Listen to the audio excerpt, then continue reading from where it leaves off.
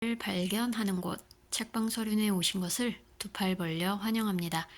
안녕하세요. 서점원 우주곰입니다. 네, 여름이 씩씩하게 저희에게 다가오고 있습니다. 저희가 여름으로 씩씩하게 걸어가고 있는 것 같기도 하고요. 이제 진짜 여름이 됐으니까 여름책을 읽으면서 여름을 맞아보자 하는 생각으로 책 한 권을 골랐습니다. 바로 여름은 올해 그곳에 남아입니다. 이 책이 정말 예뻐요. 제가 이 책을 이틀에 걸쳐서 읽었는데 이렇게 책을 가지고 다니면 제 손 안에 숲 하나를 이렇게 들고 다니는 것 같은 느낌이 들어서 기분이 참 상쾌하고 좋았고 싱그러워서 책 읽는 내내 좋았습니다. 이 책을 제가 읽어버려서 앞으로 여름이 시작될 때마다 저는 이 책을 읽었던 올해 2025년의 여름을 떠올릴 것 같습니다. 올 여름을 일본의 한적한 교회에서 보냈다고 기억을 하게 될 것 같아요.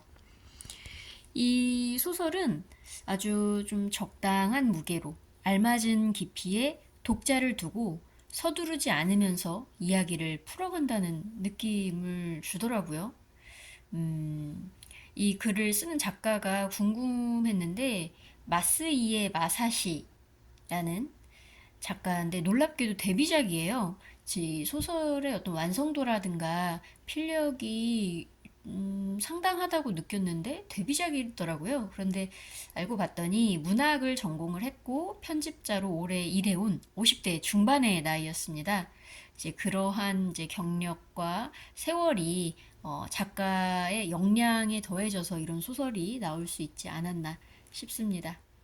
줄거리는요, 화자가 건축학을 전공한 대학 졸업생입니다. 대기업에 취업을 하지 않고요.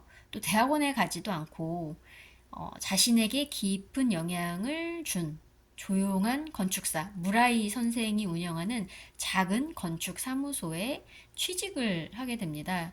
이 무라이 선생은 건축이 확고한 스타일을 가지고 있는데요. 크지 않고요. 화려하지도 않고요. 그래서 압도적이지도 않습니다. 사람을 주눅들게 하지 않는 건축이에요. 그 안에서 생활하고 또 그 건물을 이용할 사람을 편안하게 해주는 건축을 철학으로 삼아서 집을 짓고 또 여러 건물을 만들고 있는 건축가입니다. 간결하고 소담하고 그러면서 굉장히 효율적이고 또 예스러움을 간직하면서 모던함이 또 그 안에 가득합니다. 그래서 단단하기도 하고 아름답기도 한 이 화자에게는 그렇게 느껴지는 굉장히 존경하는 건축가입니다. 근데 이 무라이 설계사무소는 여름이 되면 도쿄를 벗어나요. 그래서 화산이 있는 교회의 여름 별장으로 사무실을 통째로 옮깁니다. 그래서 이 직원들이 식사 준비도 돌아가면서 해요. 텃밭에서 기른 싱싱한 채소와 감자 같은 것들 아니면 장봐온 재료들로 함께 밥을 해서 먹고요. 아침이 되면 연필을 깎아서 막 다 사각사각 칼로 온 직원이 앉아서 연필을 깎아서 설계도를 그리면서 일에 집중을 하고 또 오후가 되면 티타임을 갖고 다시 일을 하고 밤이 오면 와인도 한잔 하고 그렇게 잠이 듭니다. 그 와중에 로맨스도 살짝 있고요. 이 화자가 입사한 해에는 무라이 선생이 그동안 공공건축에 경합하지 않았었는데 그 해에는 국립현대도서관 설계경합에 이 무라이 설계사무소가 참가를 합니다. 그래서 이제 쟁쟁한 건축가와 겨루게 되는데요. 이 무라이 선생이 왜인지 이번에는 굉장히 힘있게 힘을 주어서 이 건축물을 디자인하고 경합을 밀고 나갑니다. 그런 내용이 줄거리가 되겠고요.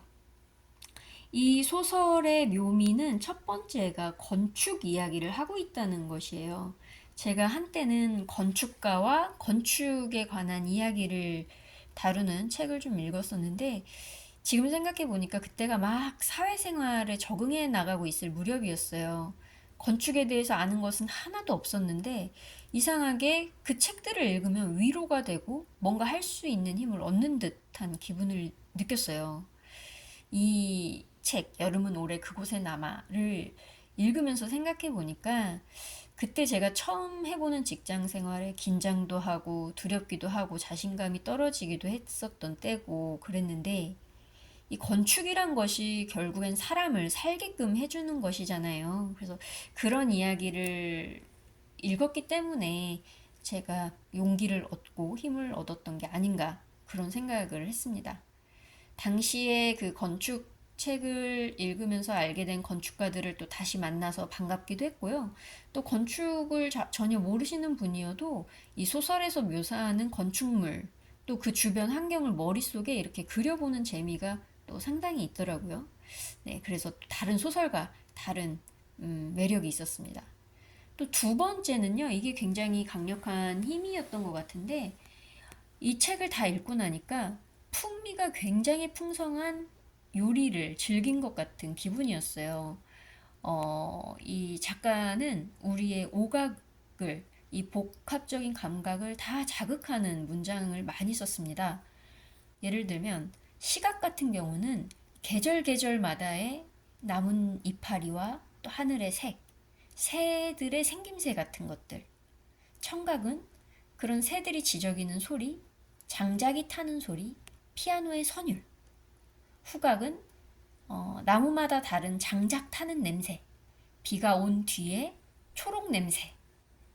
또 미각은 싱그러운 음식 재료들, 또 깊고 달콤한 홍차의 맛 같은 것을 느끼게 해줬고, 촉각도 있었어요. 바람이라든지 안개라든지 비온 다음 날에 만지는 흙 같은 것들을 이 독자가 생생하게 느끼게끔 글을 썼습니다. 그래서 이 책을 읽고 났더니 그 무라이 설계사무소의 여름 별장에서 그들과 함께 제가 여름을 보낸 것 같은 착각을 하게 됐어요. 그게 굉장히 인상 깊은 독서 경험이었습니다.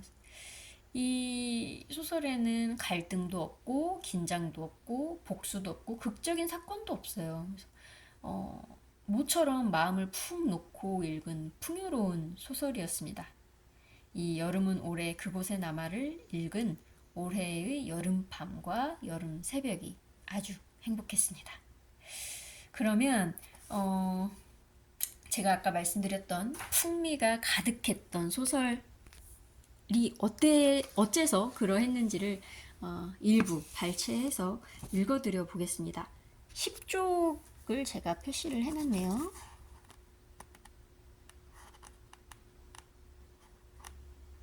네, 소설의 첫 시작 부분입니다.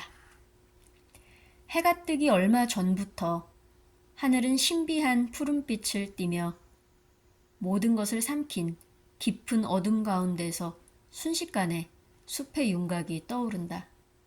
일출 시간을 기다리지 않고 아침은 싱겁게 밝아온다.